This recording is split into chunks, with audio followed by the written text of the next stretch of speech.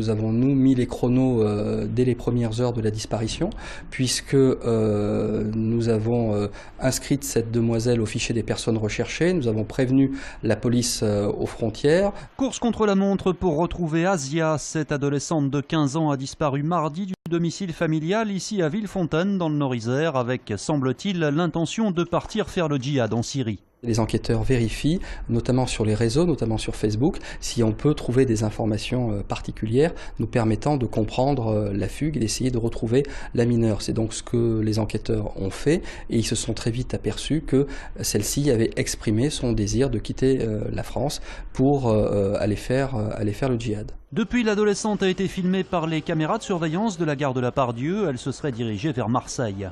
Il y a 24 heures encore, elle pouvait être sur la région de Marseille dans la mesure où il a été enregistré l'utilisation de la carte bleue des parents en tentative de retrait. Début septembre, déjà à Villefontaine, une famille recomposée avec 4 enfants était partie secrètement vers la frontière turco-syrienne. Mais pour l'instant, les enquêteurs ne font pas de lien entre ces deux affaires. C'est une audience exceptionnelle qui se tiendra lundi devant le Conseil des prud'hommes de Lyon. 130 ex-salariés de Maury Ducrot attaquent leur ancien employeur pour licenciement abusif. Tous travaillaient sur les sites de Vénissieux et de Saint-Priest jusqu'à la liquidation judiciaire de l'entreprise l'hiver dernier.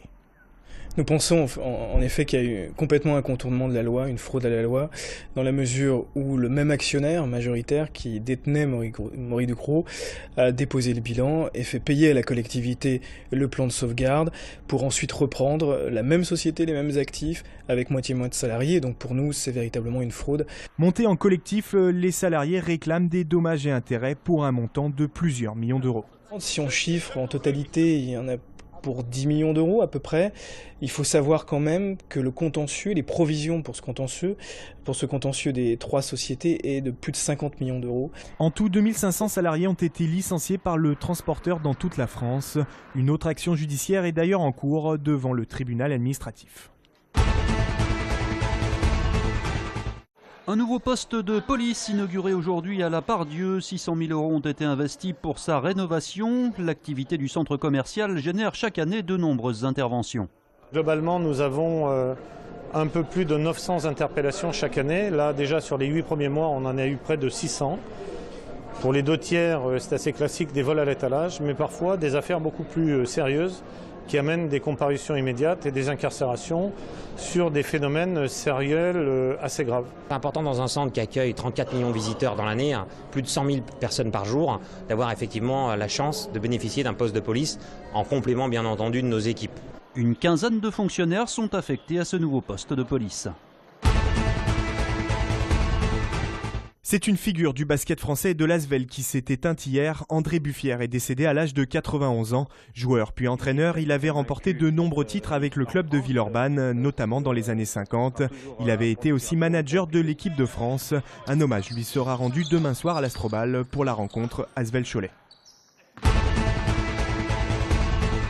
Attention, danger pour l'OL. Dimanche à Gerland, les hommes d'Hubert Fournier affrontent Lille, une équipe réputée pour sa solidité.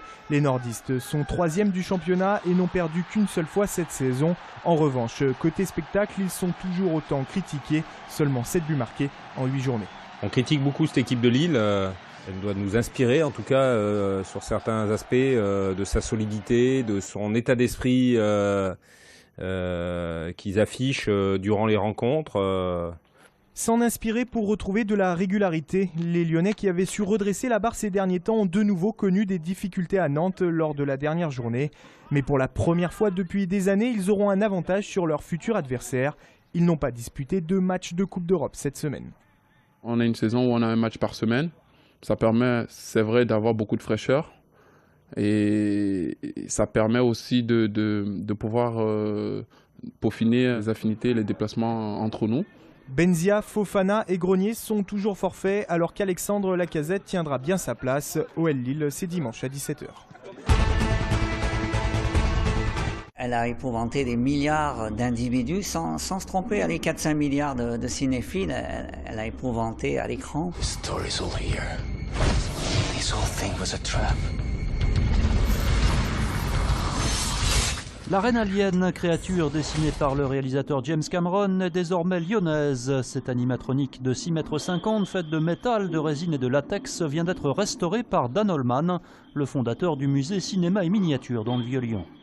C'est une pièce exceptionnelle qui a été fabriquée à la dernière époque où on faisait des animatroniques, pourtant à l'ère du tout numérique. On faisait encore des animatroniques, c'est-à-dire des machines recouvertes de latex et de peau qui devaient sembler très hyper réaliste.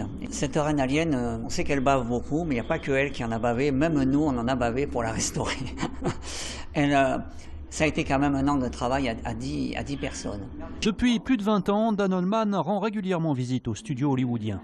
Chaque année, on a la chance d'aller à Los Angeles, parce que c'est là-bas que se trouvent les studios, 17 studios à Los Angeles, et d'aller faire un petit peu notre marché. On dit voilà, nous on est miniaturistes, on sait travailler, si vous voulez, on vous restaure les pièces, vous les aurez pour vos showrooms, pour recevoir les prochains réalisateurs, mais s'il vous plaît, 1 an, 2 ans à Lyon.